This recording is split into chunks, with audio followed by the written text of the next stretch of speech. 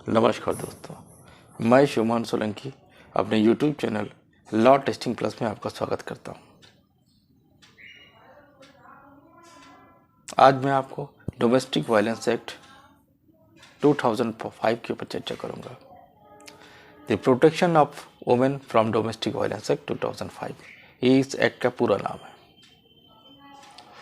इस एक्ट में कितने सेक्शंस हैं, कितने चैप्टर हैं, सबसे पहले मैं इसकी बेयर स्कीम के ऊपर चर्चा कर लेता हूँ। इसमें 37 सेक्शन दिए गए हैं और इसको 5 चैप्टर में बांटा गया है। डोमेस्टिक वायलेंस एक्ट को कब एसेंट मिली थी और कब इसका इन्फोर्समेंट हुआ, एक्ट नंबर क्या है इसका, ये छोटी छोटी चीज़ों पर मैं चर्चा इसलिए कर रहा हूँ क्योंकि प्री के लेवल पर इस तरह के क्वेश्चन पूछे जा सकते हैं। और अभी उत्तर प्रदेश में सिविल जज की वैकेंसी आई है जिसमें 300 से ज़्यादा वैकेंसी आई हैं, जिसमें डोमेस्टिक वायलेंस एक्ट भी पूछा जाएगा। तो इसको छोटी छोटी चीज़ों को भी आपको तैयार करना पड़ेगा। इसका एक्ट नंबर है 43। इसको एसेंट मिली थी 13/9/2005 को। इसकी डेट ऑफ इन्फोर्समेंट है 14/9/2005। अब इसकी चैप्टराइजेशन को समझ लेते हैं। इसका पहला चैप्टर है प्रिलिमिनरी, दूसरा चैप्टर है डोमेस्टिक वायलेंस, तीसरा है power and duty of protection officer service provider extra, चौथा है procedure for obtaining order of relief, पांचवा है मिसलेनियस। पहला चैप्टर जो प्रिलिमिनरी है वो 1 से 2 सेक्शन के बीच में बांटा गया है। डोमेस्टिक वायलेंस की डेफिनेशन सेक्शन 3 में दी गई है। Power and duties of protection officer service provider extra जो कि चैप्टर 3 में है, ये सेक्शन 4 से लेकर 11 तक है। चैप्टर 4 है procedure for obtaining order of relief, chapter 12 से लेकर 29 तक का है। चैप्टर 5 मिसलेनियस से संबंधित है जो कि सेक्शन 30 से लेकर 37 तक का है। तो ये इसकी चैप्टराइजेशन था। इसका कब इसका इन्फोर्स किया गया है, कब इसको एसेंट मिली, क्या इसका एक्ट नंबर है, इसके बारे में मैंने आपको बता दिया है।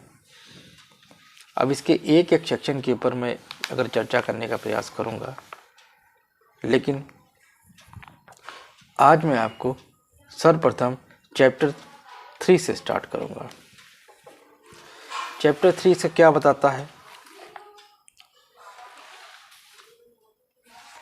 चैप्टर 3 इसका बताता है कि अगर इंफॉर्मेशन किसी प्रोटेक्शन ऑफिसर को दिया जाए तो उसमें जो इन्फॉर्मेंट होगा वो अपनी लायबिलिटी से इंक्लूड होगा। इसके बारे में सेक्शन 4 बताता है। क्या बताता है कि information to protection officer and exclusion of liability of informant. इसको 2 क्लॉजेस में बांटा गया है।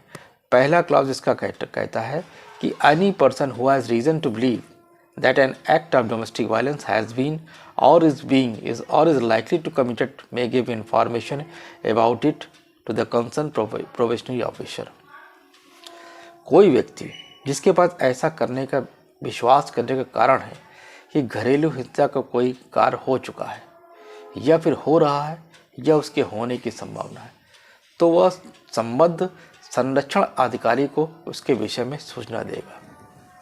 तो घरेलू हिंसा के सवाल ये उठता है, घरेलू हिंसा की सूचना कौन देगा? अगर क्वेश्चन ये आता है तो कोई भी इसकी सूचना दे सकता है जिसको इस बात का विश्वास हो कि घरेलू हिंसा का कार्य हुआ। मतलब ये जरूरी नहीं कि पीड़ित व्यक्ति ही दे, कोई भी दे सकता है। और घरेलू हिंसा में भी कौन सी हिंसा? जो हो चुकी हो या जो हो रही हो या जिसके होने की संभावना हो, यानी पास्ट प्रेजेंट फ्यूचर तीनों प्रकार की जो हिंसाएं हैं उनके बारे में वो किसको देगा सूचना? संरक्षण अधिकारी को। ये इसका सेक्शन 4 बताता है। और सेक्शन 4 का क्लास 2 बताता है कि नो लायबिलिटी सिविल और criminal shall be incurred by any person from giving in good faith of information for the purpose of subsection 1। उपधारा 1 के प्रयोजन के लिए सद्भाविक रूप से दी जाने वाली सूचना हेतु कोई भी व्यक्ति सिविल या दंडिक दायित्व के अधीन नहीं होगा। यानी कोई इन्फॉर्मेंट है जिसने इस तरह की गुड फेथ में सूचना दी, जो कि बाद में जब इंक्वायरी हुई या केस चला तो ये गलत पाई गई, तो इसका मतलब ये नहीं कि उस पर कोई सिविल या क्रिमिनल लायबिलिटी आप इम्पोज कर देंगे। क्यों? क्योंकि उसने गुड फेथ में सूचना दी थी। अगर उसने किसी मैलिफाइड इंटेंशन से सूचना दी होगी तो उस कंडीशन में उस पर लायबिलिटी, सिविल या क्रिमिनल लायबिलिटी इम्पोज की जाती है। तो आपको ये देखना होगा, यानी न्यायालय को ये देखना होगा कि वो सूचना जो इन्फॉर्मेंट ने दी है वो गुड फेथ में थी या नहीं थी। तो ये आपका सेक्शन 4 ये बताता था कि प्रोटेक्शन ऑफिसर को सूचना दी जाने की बात कहता था, और ये बताता था कि जो इन्फॉर्मेंट है वो अपनी लायबिलिटी से, यानी सूचना देने की लायबिलिटी से मुक्त है अगर वो सूचना गलत पाई जाती है, क्योंकि इन्फॉर्मेंट जो सूचना दे रहा है वो गुड फेथ में दे रहा है। आगे है क्लास 5 में duties of police officer, service provider and magistrate की बात कहता है।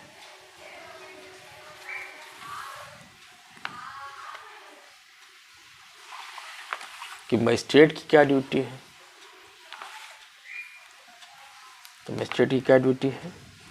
A police officer, protection officer, service provider और magistrate who has received a complaint of domestic violence or is otherwise present at the place of an incident of domestic violence or when the incidents of domestic violence reported to him shall inform the aggrieved person। क्या कह रहा है? तो यहाँ ये बताया जा रहा है सेक्शन 5 में कि पुलिस ऑफिसर, सर्विस प्रोवाइडर और मजिस्ट्रेट की क्या ड्यूटी होंगी जब उसको किसी तरह की डोमेस्टिक वायलेंस की कंप्लेंट मिलेगी। तो सेक्शन 5 में बताया गया है डोमेस्टिक वायलेंस की कंप्लेंट आप कहाँ कहाँ कर सकते हो।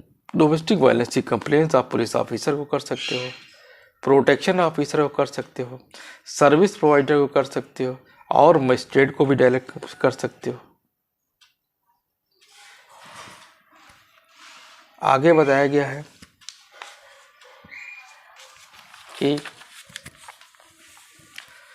घरेलू हिंसा की किसी घटना के स्थान पर या अन्यथा उपस्थित है, या जब घरेलू हिंसा की किसी घटना की रिपोर्ट उसको दी जाती है तो वो पीड़ित व्यक्ति को क्या करेगा, यानी कि पीड़ित व्यक्ति को क्या सुविधाएं देगा। अगर पुलिस ऑफिसर को या फिर मजिस्ट्रेट साहब को या फिर प्रोटेक्शन ऑफिसर को या फिर सर्विस प्रोवाइडर को किसी घरेलू हिंसा की रिपोर्ट मिलती है तो वो पीड़ित व्यक्ति को क्या सुविधाएं देंगे, उसके बारे में ABCDE करके जो है बताया गया है। ए में बताया गया है of a right to make an application for obtaining a relief by way of protection officer और an order of monetary relief or custody order, residence order, compensation order or more than one such order under this act। तो क्या करेगा?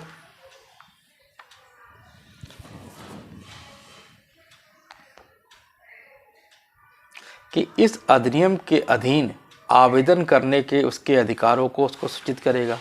कौन कौन से अधिकार हैं उसके? संरक्षण का आदेश है, या विरक्षा का आदेश है, या निवास का आदेश, या प्रतिकर का आदेश है, या फिर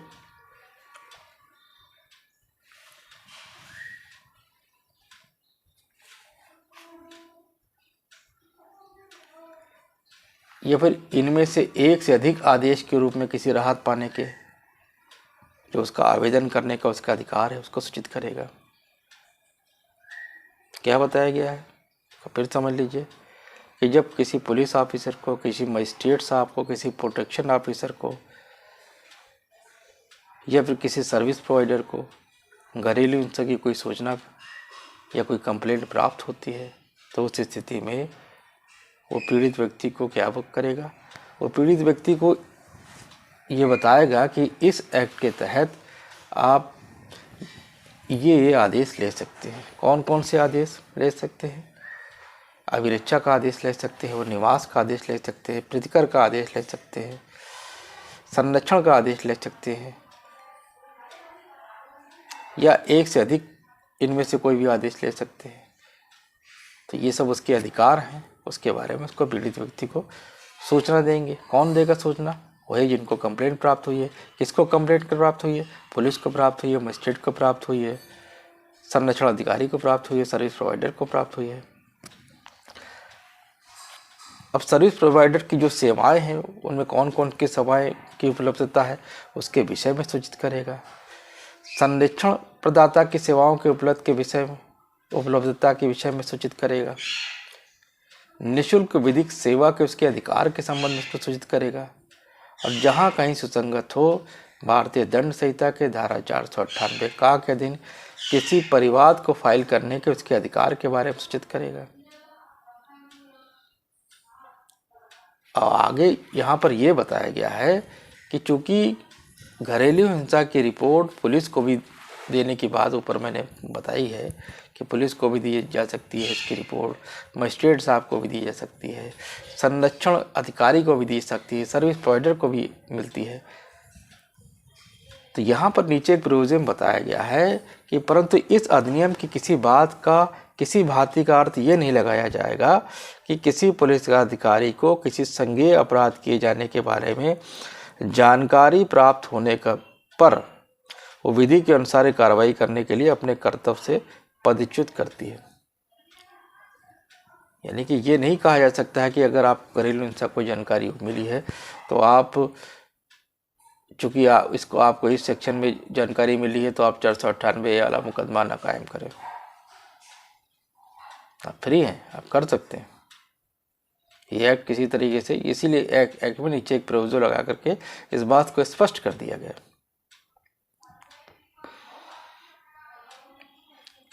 घरेलू हिंसा में महिलाओं के संरक्षण अधिनियम 2005 के बारे में मैं अपने आने वाली लेक्चर सीरीज में इनके एक एक प्रोविज़न के ऊपर चर्चा करूंगा और डिटेल से चर्चा करूंगा। इसके जो रूल्स इसमें बने हैं उसके विषय में चर्चा करूंगा, क्योंकि ये आपको जानना अति आवश्यक है कि घरेलू हिंसा से महिलाओं के संरक्षण में महिलाओं को क्या अधिकार मिले हैं और उन अधिकारों को कैसे प्राप्त कर सकती है ताकि वो सुरक्षित रहे।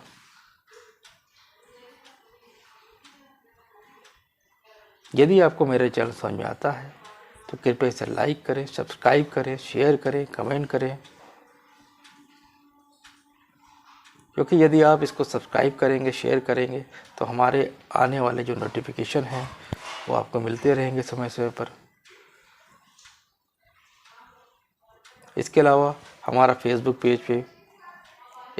पेज हमारा चलता है क्रिमिनल जस्टिस क्लब के नाम से। यदि आप इसको फॉलो करेंगे तो उसमें भी मैं लीगल लेक्चर्स पोस्ट करता हूं, तो उसमें आपके विधिक ज्ञान में बढ़ोतरी होगी।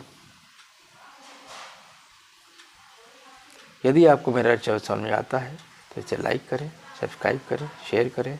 जय हिंद, जय भारत।